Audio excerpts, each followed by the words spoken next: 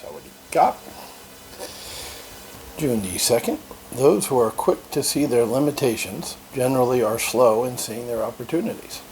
There you go. So in other words, you're so busy thinking about this, you're not thinking about that. Makes sense? So far, so good. Movie producer Michael Todd, who I've never heard of, once said, "Being broke is temporary. Being poor is a state of mind." There you go. So it is with opportunity. When you see opportunities or limitations, is whether you see opportunities or limitations is entirely within your control. However you view the world is how. Alright, reading is fundamental. Duh. Fucking. Alright, how you view the world is a reflection of your mental attitude. If you focus on your inadequacies, you will be plagued by fear, doubt, and failure. But when you focus on your strengths, you will find courage, confidence, and success. Self-confidence can replace self-doubt only by deliberate, planned effort. When you start to doubt your capabilities, pause to review your previous accomplishments. Identify every experience that might be helpful to you in your present situation. When you apply the knowledge and wisdom you have accumulated, there are few limitations that you can overcome. Alright, so if you're just starting out, obviously you don't have that, data bank to go back to that he's talking about. And really, honestly, when you're successful and you've got successes to point back to, you don't have self-doubt, because that builds confidence tremendously. Success builds confidence, and that's why you do milestones and achieve them, so you can have early success and often success to build on. But when you're first getting started, it's really more of a technique where you're identifying the fact that you're having self-doubt. Can I really do it? Am I doing paralysis by analysis and making excuses and things like that because I'm really afraid, to move forward with this new venture? It's scary. It's really being self-aware, looking inside yourself. You're smart enough to know how you're thinking, how you're feeling, and smart enough and hopefully brave enough to go deeper and say, why am I feeling that way? Why am I thinking that way? And, if you're honest with yourself, which is half the battle, you'll know it's because you're scared. If you're scared, just say you're scared.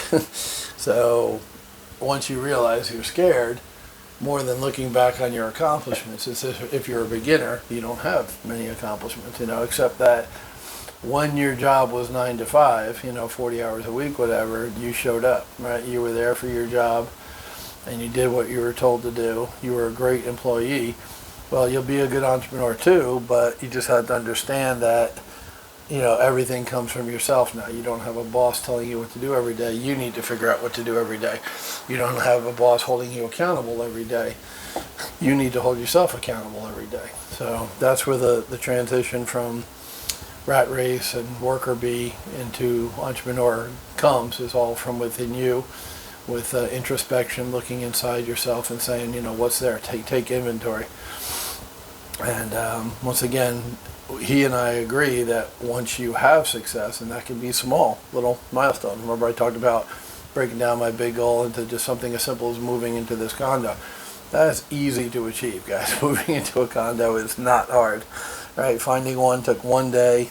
Contacted a bunch of realtors on Facebook Marketplace, sellers actually, and they were all represented by realtors, so they put me in touch with their realtor.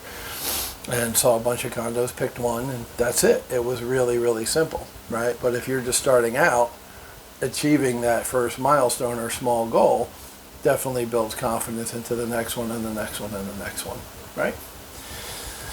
So, what else? Oh, the dating thing, right? We went out yesterday for falafel. It was great. It was great date, great company.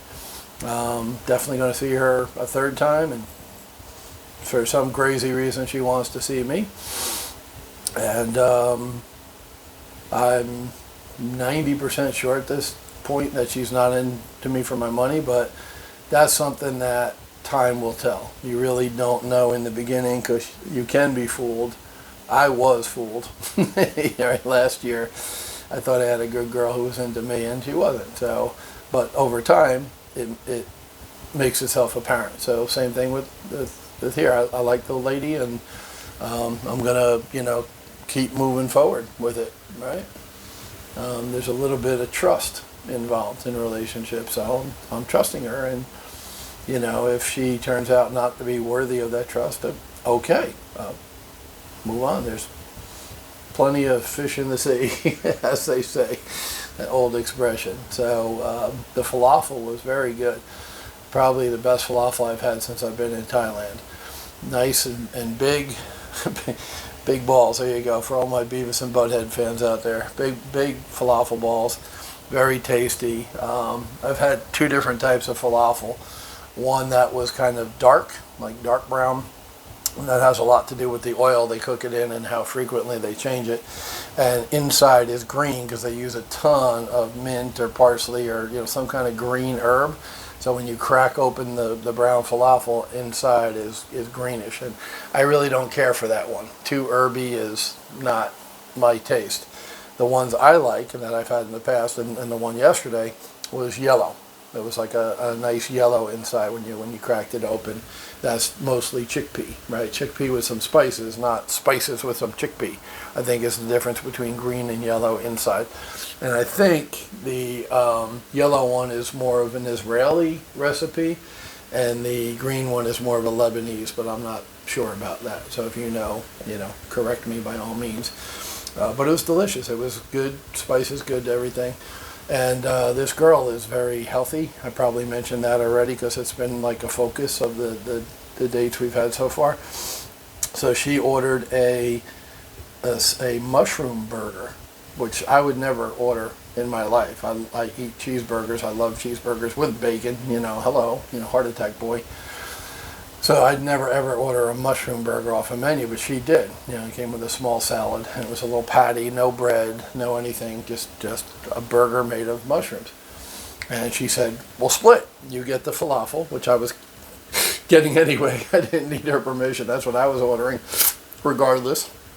And she got the mushroom burger, and we split. I had some of the mushroom burger, and I had some of the falafel, one of each. It was perfect. It was 2 pitas and 2 burgers, so we each had one, and it was good, dude. They did it right. It had that smoky charred taste because they grilled it, so it met that requirement of a good beef burger.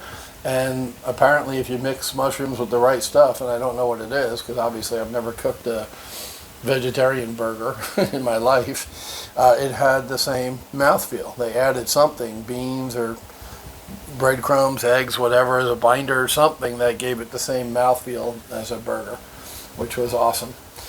So good meal. She swam and ran yesterday. I'm not to that point, but once again, before I ever met her, I talked on here about wanting to get down to 100 kilos, right, 220 pounds. So meeting this girl is definitely not going to hurt that goal. If anything, right person, right time to help me reach that goal. So things are good. That was date 2. We're scheduled for date 3, and I'll let you know how that goes. But so far so good. We're cruising along. Y'all have a good one.